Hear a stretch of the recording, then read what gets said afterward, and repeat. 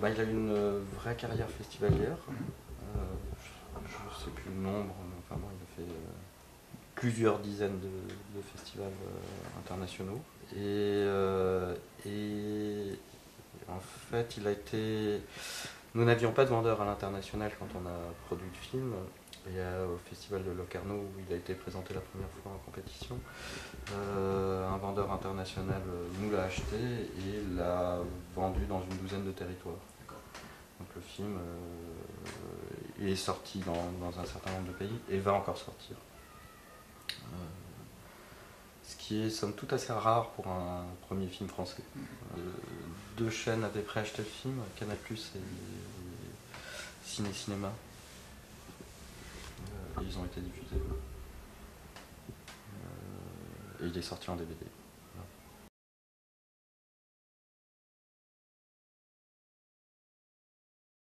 Ça dépend beaucoup du projet sur lequel je suis. En fait, en fonction de chaque projet, je m'intéresse à certains types de films qui se rapprochent, qui ont été faits, qui se rapprochent, qui traitent du même sujet, où il y a un personnage, par exemple, qui est proche d'un personnage que je suis en train d'écrire, ou des choses comme ça. Mais ma cinéphilie, elle a commencé avec la découverte du cinéma russe et soviétique. Et elle est arrivée très tard en Amérique, enfin, comme ça, c'est passé par les années 30 en France, Vigo, tout ça, Jean Renoir, et puis en plus, après la modernité, mais c'est venu assez tard, le cinéma, par exemple, français des années 60, la nouvelle vague, ça faisait... je me suis intéressée plus tard, et encore plus tard, je me suis intéressée au western américain, donc voilà, ça brasse comme ça un faisceau extrêmement large, quoi, pour moi. Qui fait que j'ai pas vraiment d'auteur de référence. Si sur le scénario, j'ai toujours assumé la référence à Walsh, parce que c'était vraiment... Oui. C'est dans les personnages, en fait, la référence à Walsh, c'est sur l'âge des héros, oui. C'est quelque chose qui n'est plus adolescent, mais déjà adulte, qui s'apprête à vieillir, donc avec déjà un sentiment comment dire, un sentiment d'amertume peut-être, voilà quoi, et qu'ils dépassent leur amertume grâce à leur rencontre amoureuse, quoi. Enfin, c'était clairement quelque chose qui vient de là, qui vient de Walsh, et que j'ai passé au tamis de mes obsessions à moi, ou de voilà. C'est toujours flatteur.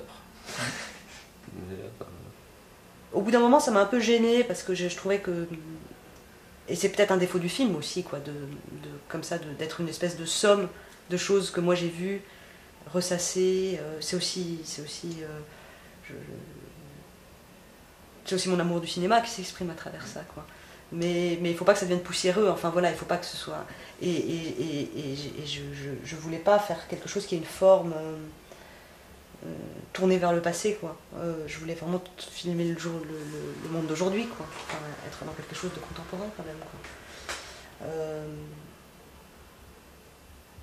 Donc au bout d'un moment, oui, enfin, je regrettais qu'on parle des références, mais sans parler des références